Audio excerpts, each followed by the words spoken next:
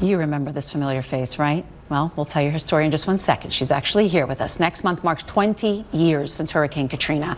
After the levees broke, activist Sandy Rosenthal led an investigative team to find the true culprit in the disaster, the U.S. Army Corps of Engineers. Rosenthal founded levees.org and wrote a book, and her book, Words Whispered in Water, has recently been re-released, and it is now a #1 new release on Amazon. And we are very happy to welcome her to our show, Sandy Rosenthal, to reflect on these 20 years and what promises have been fulfilled since then and what do we need to still work on. Sandy, it is great to see you. It's great to see you too. It's been a little while. It's been a minute since I've seen you, but my goodness, we used to see you a lot as you were demanding answers from the Corps. You wanted the rest of the nation to know that this was not just the weather, this was a man-made disaster, and you were one of the early drum beaters. So first of all, congrats on the re-release of the book. Thank you, thank you. It's called an anniversary edition. Love it. So tell us, what was your mission back then? You chose to re-release it now. We'll start with that. Well, you know, 2/3 of the American population lives in counties protected by levees. And I promise you, most people don't know that. So that's one big reason this book needed to be out. But the other is, this what happened to us 20 years ago was a bona fide catastrophe. 1,400 people died that morning. 1 million people's lives turned upside down. The survivors need for everyone to know what happened here in New Orleans 20 years ago. Yeah, take your time. We definitely have had some huge conversations in our small little region that the rest of the country continues to learn through their own disasters as we're seeing more and more strong weather. What lessons have we learned that truly have been implemented here? Okay, well, we can look at this terrible disaster in Texas that is still an ongoing disaster. They haven't even found all the victims yet. It's so sad. And it's so many similarities to what happened with us 20 years ago. The blaming, the finger pointing, nobody knows what happened. How could this happen? Why did this happen to those babies?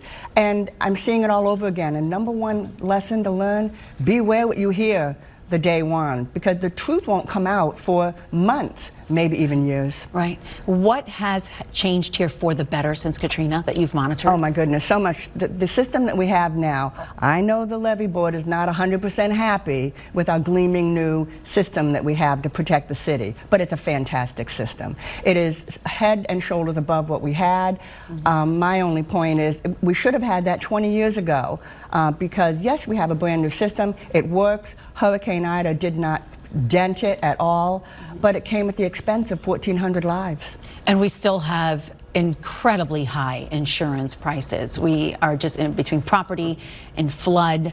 You have some companies that still won't write policies in this area. What needs to be done still? That's odd because the system's a great system. We're not going to get the flooding that we had. We may get some inconvenient flooding, you know, wet ankles, soggy carpets, but that's not deadly flooding. So the insurance is high, and I think it's just going to take a while for that to come down.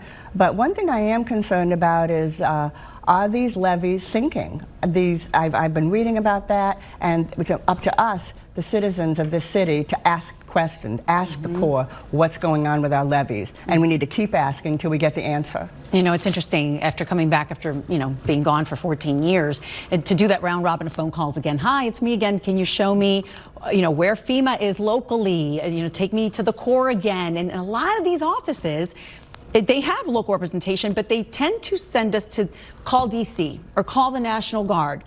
So the map of who to contact has certainly changed when it comes to who's responding to us now. What have you found, and how do you feel about the way these points of contact are working now? It's interesting you say that because there's no face. Like, who are the faces? And then they roll over. For example, at locally, the Army Corps of Engineers, there's a colonel every 3 years.